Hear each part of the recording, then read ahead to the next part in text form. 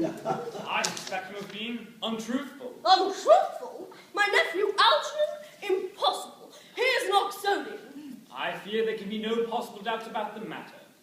This afternoon, during my temporary absence in London, he obtained admission to my house by means of a false pretense of being my brother. Under an assumed name, he drank, I've just been informed by my maid, an entire pint bottle of my Perrier Jouet Brut 89 wine I was especially reserving for myself. Continuing his disgraceful deception, he succeeded in the course of the afternoon in alienating the affections of my only ward. He subsequently stayed to tea and devoured every single muffin. And what makes his conduct all the more heartless is he was perfectly well aware from the first that I have no brother, that I never had a brother, and that I don't intend to have one, not even of any kind. I distinctly told him so myself yesterday afternoon.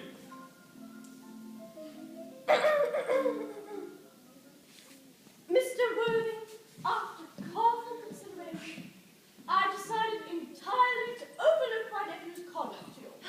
How very generous of you, Lady Bracknell. My decision, however, is unalterable. I decline to give my consent. It is only fair to tell you that according to the terms of her grandfather's will, Miss Cardew does not come legally of age until she is, oh, what was it? 35. This does not seem to me to be a grave objection. 35 is a very attractive age. I do not see why our dear Cecily should still be even more attractive at the age you mention than she is at present. Algy, could you wait for me till I was 35? Of course I could, Cecily. You know I could. Oh, I felt it instinctively, but I couldn't wait all that time. I hate waiting, even for 5 minutes for anybody. I'm not punctual myself, I know, but I do enjoy punctuality in others. And waiting, even to be married, is quite out of the question. Then what is to be done, Cecily? Well, I don't know, Mr. Moncrief. My dear Mr. Worthing, as Miss Cardew states positively that she cannot wait till she is 35, I would beg of you to reconsider your decision. But my dear Lady Bracknell, the matter is entirely in your own hands. The moment you consent to my marriage with Gwendolen, I will most gladly allow your nephew to form an alliance with my ward. You must be quite aware that what you propose is out of the question. Then a passionate celibacy is all we have to look forward to. Algy, that is not the destiny I propose for Gwendolen. Algernon can of course choose for himself. Come, dear, we have already missed 5, if not 6 trains. To miss any more would expose us to comment on the platform. Everything is quite ready for the christenings. The christening, sir? Is that not somewhat premature? Both these gentlemen have expressed the desire for immediate baptism. At their age? The idea is grotesque and irreligious. Algernon, I forbid you to be baptized. Am I to understand, then, that there are to be no christenings at all this afternoon? I don't think that as things are now, that it would be of much practical value to either of us, Dr. Chasuble. I am grieved to hear such sentiments from you, Mr. Worthing.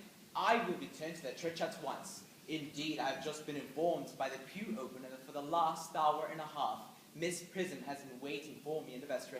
Miss Prism? Did I hear you mention a Miss Prism?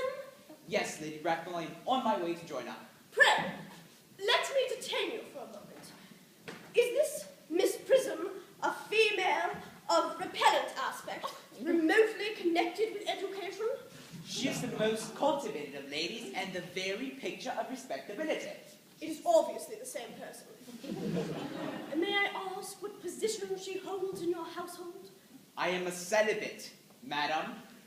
Miss Prism, Lady Bracknell, has been for the last 3 years Miss Cardew's esteemed governess and valued companion. In spite of what I hear of her, I must see her at once. Let her be sent for.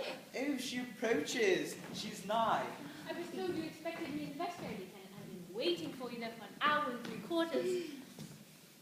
Prism! Come here, Prism! Prism! 28 years ago, Prism, you left Lord Bracknell's house, number 104 Upper Grosvenor Street, in charge of a perambulator that contained a baby of the male sex. You never returned. A few weeks later, through the elaborate investigations of the Metropolitan Police, the perambulator was discovered at midnight, standing by itself in a remote corner of Bayswater. It contained a manuscript of a 3-volume novel of more than usually revolting sentimentality. But the baby was not there. Prism, where is that baby?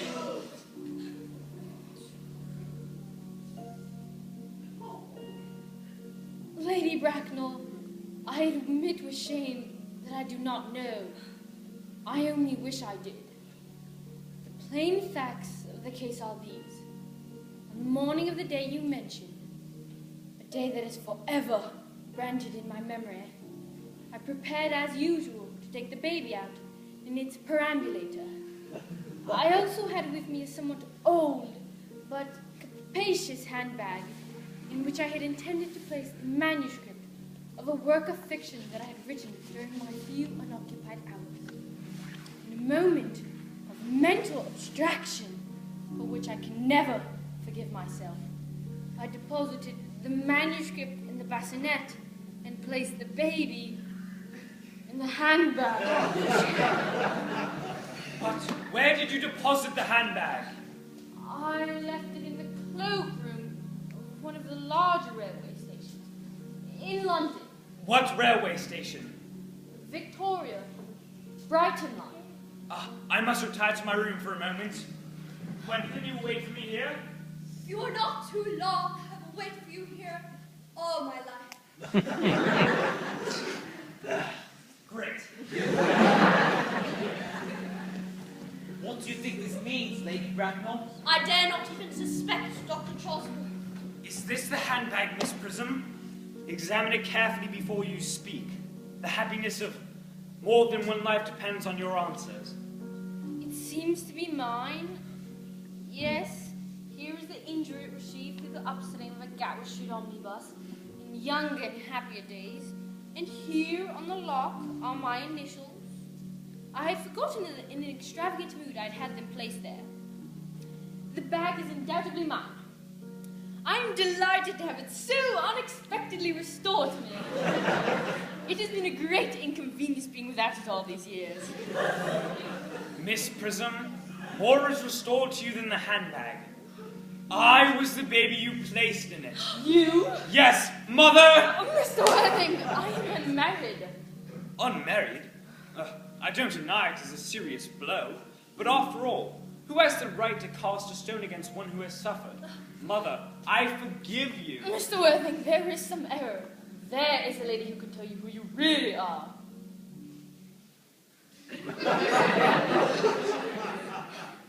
Lady Bracknell, I hate to seem inquisitive, but would you kindly inform me who I am?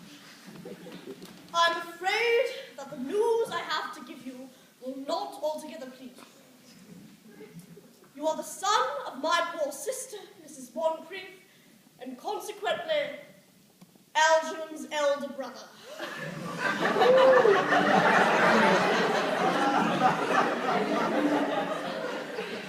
Algy's elder brother? Then I have a brother after all. I knew I had a brother. I always said I had a brother. Cecily, how could you have ever doubted that I had a brother? Come on. Dr. Choswell, my unfortunate brother.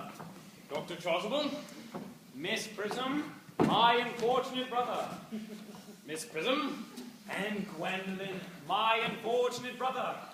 Gwendolyn, oh, you young scoundrel, Algy, you must treat me with more respect in the future. You have never behaved to me like a brother in all your life. Not till today, old boy, I admit. However, I did my best. but I was out of practice. My own one, but what are you? What is your Christian name now that you've become someone else? Good heavens, sir. I had quite forgotten that point. Your decision on the subject of my name is irrevocable, I suppose. I never change, except in my affections. What a noble nature you have, Gwendolyn. Aunt Augusta, a moment. At the time when Miss Prism left me in the handbag, had I been christened already? Every luxury that money could buy, including christening, had been lavished on you by your fond and doting parents. Then I was christened. That is settled. Now, what name was I given? Let me know the worst. Being the eldest, naturally you were christened after your father. Yes, but what was my father's Christian name? I do not at the present moment remember the general's Christian name, but I've no doubt he had one. Algy, can't you recollect what our father's Christian name was? My dear boy, we were